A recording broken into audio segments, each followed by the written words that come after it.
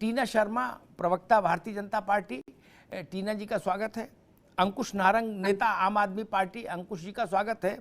Doctor सुधा मिश्रा, प्रवक्ता कांग्रेस, सुधा जी का बहुत स्वागत है। डॉक्टर आलोक पांडे, राजनीतिक विश्लेषक, आलोक जी का बहुत स्वागत है।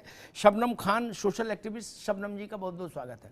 भाई बात आपसे शुरू करूंगा आलोक पांडे जी।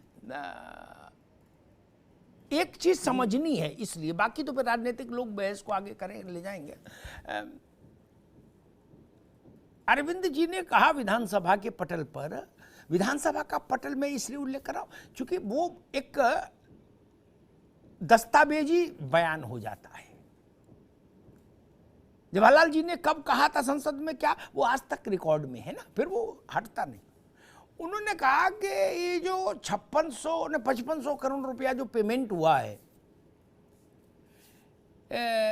ये छाछ पर जो जीएसटी लगाई वहां से पैसा आया। मैं आपसे समझना चाह रहा हूं, आप तो पढ़े लिखे व्यक्ति हो, आईएएस के इम्तिहान बैठने वाले बच्चों को पढ़ाते हो, मुझे आप बताओ ये जो जीएसटी लगती है किसी चीज से, इसका नगद पैसा पार्टियों के पास जाता, कैसे जाता, क्या है मतलब? कोई जीएसटी से पैसा 5500 करोड़ कैसे निकाल सकता है? और अच्छा, अगर ऐसा है तो क्या जो राज्य टैक्स लेते हैं उनको भी ये छूट है, ये टैक्स ना हो गया, गुल्लक हो गया कि जब देखा? ऐसा होता है क्या भैया कुछ? डॉक्टर आलोक पांडे। अमिताभ सर प्रणाम। जी प्रणाम भैया। अमिताभ सर, मैंने परसों TV9 में एक दूसरे प्रोग्राम में एक बात कही थी कि अरविंद केजरीवाल जी से गलती हो गई।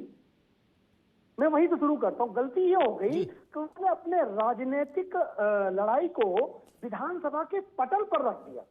विधानसभा का जो पटल होता है, वो जो भी वहां बोला जाएगा वो लिखित बयान माना जाता है। जब भी कोई बोलता है, केवल चीफ मिनिस्टर ही नहीं, कोई भी व्यक्ति बोलता है, वो ऑथेंटिक बयान माना जाता है, तभी कुछ भी बोला जाता है। ये मैंने परसों कह दिया था कि चूक हो गई। अब आपने सर, आपने जो दूसरा प्रश्न किया, मेरे दिमाग में भी जब रिपोर्ट चल रही थी तो मुझे लगा अरविंद केजरीवाल जी आई सर्विस क्रैक किया है। मैं पढ़ाता हूं, उन्होंने वो इस बात को क्रैक किया, रेवेन्यू सर्विस में रहे, उनको अच्छी तरह पता है 1 रुपया भी भारत सरकार 1 रुपया सिंगल पैनी बगैर सदन की अनुमति के खर्च नहीं कर सकती।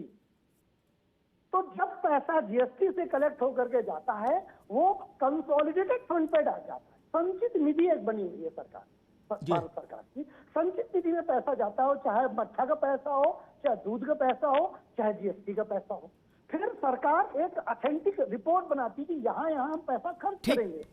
फिर सदन की अनुमति से वो पैसा पारित होता है। तो कोई भी राज्य सरकार हो या केंद्र सरकार हो, 1 भी रुपया ऐसे नहीं खर्च कर सकती। ठीक है, जैसे नहीं, ठीक है। मुझे ऐसा लगा गुल्लक टाइप, हम लोग जैसे बचपन में देखते थे, गल्ला जिसको बोलते थे कि भाई गल्ला होगा कोई सरकारों के पास, केंद्र और राज्य के पास, उसी में पैसा आता होगा, और जो मंत्री, मुख्यमंत्री है, प्रधानमंत्री, वो जब चाहा झोला भर लिया और कंधे पे टांगा चल दिया। ऐसा भी हो सकता है। अब अगर कहा है तो विद्वान लोगों ने कहा कि अरविंद जी तो खुद वो टैक्स वाले उसमें रहे हैं, बड़े हाकिम। तो खैर, अब बहस शुरू करते हैं और राजनीतिक लोगों के पास चलते हैं। रोकना होगा आपको भी। आलोक जी, हमारी बहनों की अनुमति हो तो भाई भी कुछ बोल ले। जी बिल्कुल बोलिए। जी, मैं ये कह रहा हूँ कि ये लोकतंत्र में उत्तरदायित्व से भागने की बात है। साधारण से व्यक्ति भी जानता है कि लॉ एंड ऑर्डर की व्यवस्था राज्य सरकार के पास। ठीक है। अब रह गई बात की माहौल की, तो माहौल राजस्थान में भी आप देख लीजिए, किसी भी राज्यों में देख लीजिए, उसके लिए केंद्र की सरकार उत्तरदायी नहीं है।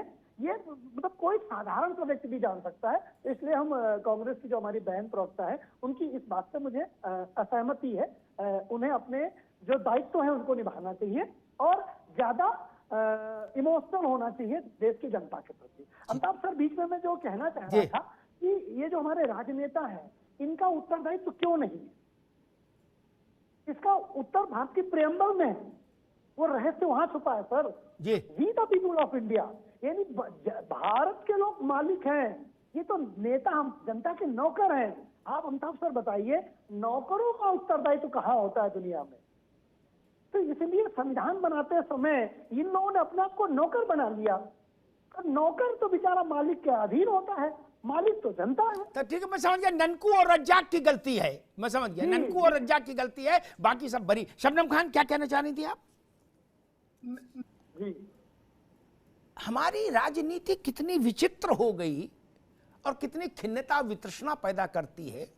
एक छोटा सा सवाल है, दिल्ली में 500 नए स्कूल बने, अरविंद केजरीवाल ने कहा, ठीक। भाजपा ने कहा 5 भी नहीं बने, ठीक। मुझे नहीं पता सच कौन बोल रहा, झूठ कौन बोल रहा, ठीक। दिल्ली पूरी भौगोलिक सीमा उसकी निगाह में रखें तो 3 दिन में एक सिंगल आदमी आल्टो कार से जाए, बड़ी कार की भी जरूरत नहीं, 3 दिन में सब गिनी आएगा और कागज में नोट कर लाएगा। स्कूल जेब में तो बन नहीं सकता, न झोले में रख लेगा कोई।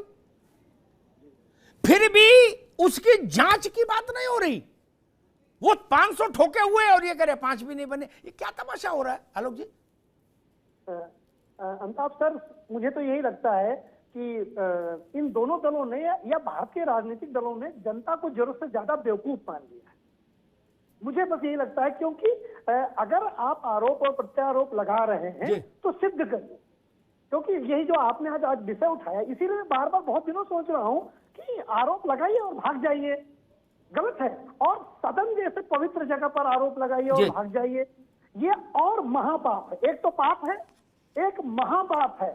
सदन का दुरुपयोग किसी भी राजनीतिक दल को बचना चाहिए था, और हमारे अरविंद भाई को भी बचना चाहिए था, उन्हें नहीं करना चाहिए था। और अगर आरोप की जांच करवानी है अमिताभ साहब, मैं आ जाऊंगा दिल्ली, मुझे कहें मैं कल सुबह आ जाता हूं, कानपुर से दूर नहीं है, अपने डीजल से समाज हित में मैं गिन दूंगा स्कूल।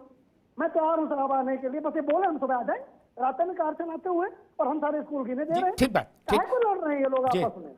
जी, शबनम खान, स्कूल्स की तो लिस्ट होगी,